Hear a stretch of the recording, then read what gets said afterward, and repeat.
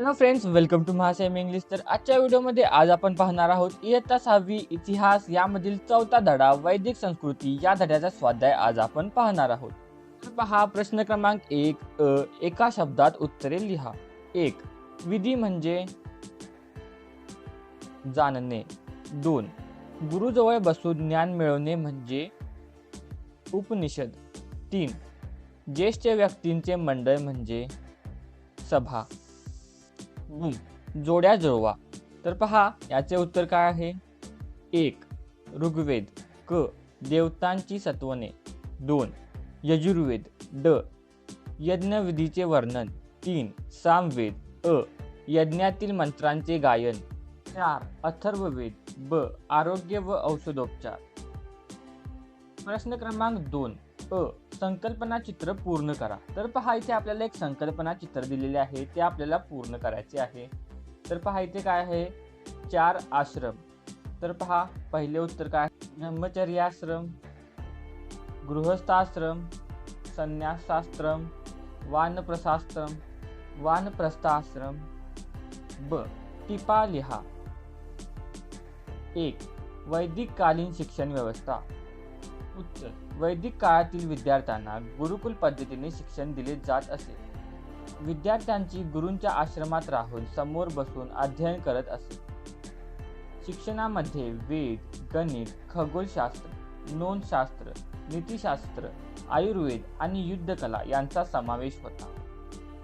केवळ ज्ञान मिळवणे हा शिक्षणाचा उद्देश नसून शिस्त, नम्रता, धर्म आणि आत्मनियंत्रण ही मूल्ये रुजवणे हा मुख्य हेतू होता.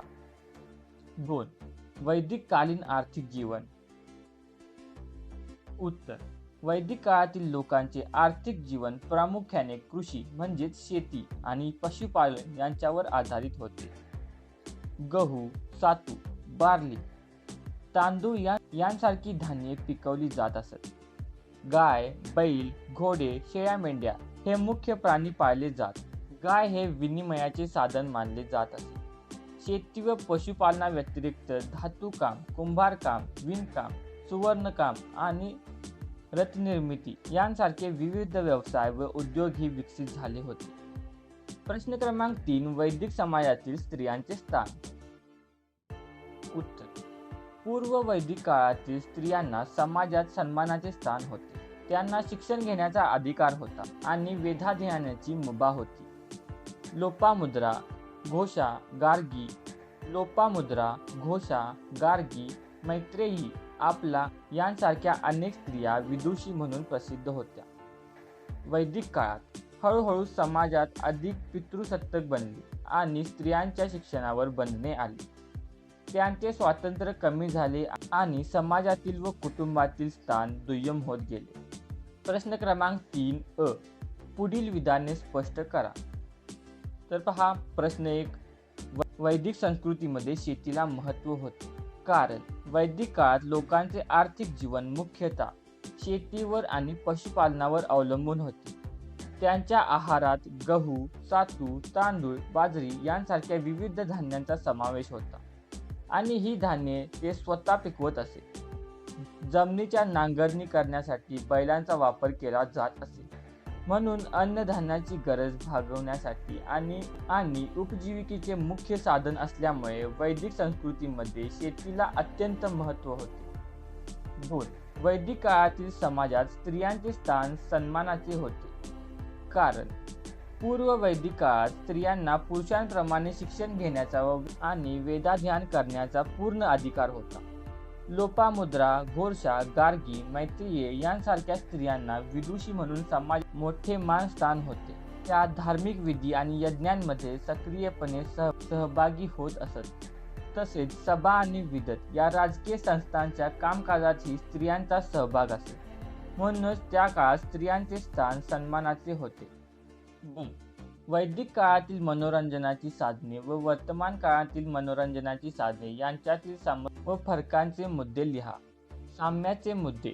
दोन्ही काळात संगीत, नृत्य, गायन आणि वाद्यवादन हे मनोरंजनाचे महत्त्वाचे भाग आहेत. दोन्ही काळात विविध खेळ, सण आणि उत्सव एकत्र येऊन साजरे केले जातात. फरकाचे मुद्दे. वैदिक काळातील साधने वीणा, मृदंग, बासरी यांसारखे नैसर्गिक वाद्य, रथशर्यती, सोंगट्यांचे खेळ, मल्लयुद्ध, धनुर्विद्या आणि धार्मिक उत्सव हे मनोरंजनाचे प्रमुख मार्ग होते. वर्तमान काळातील साधने television, mobile, internet, cinema, digital games, social media. प्रश्न क्रमांक 4. वैदिक काळातील राजकीय व्यवस्था यांवरील तक्ता पूर्ण करा. तर पहा इथे आपल्याला एक तक्ता दिलेला आहे, तो आपल्याला पूर्ण करायचा आहे. तर पहा इथे काय दिलेलं आहे आपल्याला, पद किंवा संस्था, सभा, समिती, भाग 2. तर पहा आपण आता कार्य बघणार आहोत. सभा. तर पहा सभेचे कार्य काय असते, राज्यातील ज्येष्ठ व अनुभवी व्यक्तींचे मंडळ जे राजाला महत्त्वाचे निर्णय घेण्यासाठी मदत करत असते. समिती. ग्राम किंवा समुदायातील सर्वसामान्य लोकांची उपस्थिती असलेले बैठक सभा जिथे चर्चा केली जाते. भाग 2. प्रजाजनांच्या उत्पन्नातील राजाचा कर भाग गोळा करण्याचे कार्य करणारा अधिकारी. प्रश्न क्रमांक 5. योग साधना केल्यानंतर आपल्या जीवनशैलीतील कोणते बदल येऊ शकतात? उत्तर. 1. शारीरिक आरोग्य व सदृढता. नियमित योग साधना केल्यामुळे शरीर लवचिक बनते, रोगांशी लढण्याची प्रतिकारशक्ती वाढते आणि दीर्घायुष्य लाभते. 2. मानसिक शांतता व एकाग्रता. तणाव व चिंता कमी होऊन मन शांत राहते, तसेच अभ्यासात किंवा कामात एकाग्रता वाढते. 3. सकारात्मकता व संयम. जीवनात सकारात्मक दृष्टिकोन निर्माण होतो आणि भावनांवर व विचारांवर संयम ठेवण्यास मदत होते. 4. शिस्तबद्ध दिनचर्या. दैनिक जीवनात उठण्याच्या, आहाराच्या आणि विश्रांतीच्या वेळेत नियमितता व शिस्त येते. Thank you for watching. जर तुम्हाला व्हिडिओ आवडला असेल तर हा व्हिडिओ तुमच्या मित्रांना देखील नक्की शेअर करा आणि व्हिडिओला लाईक, शेअर, सबस्क्राईब करायला विसरू नका. Thank you for watching.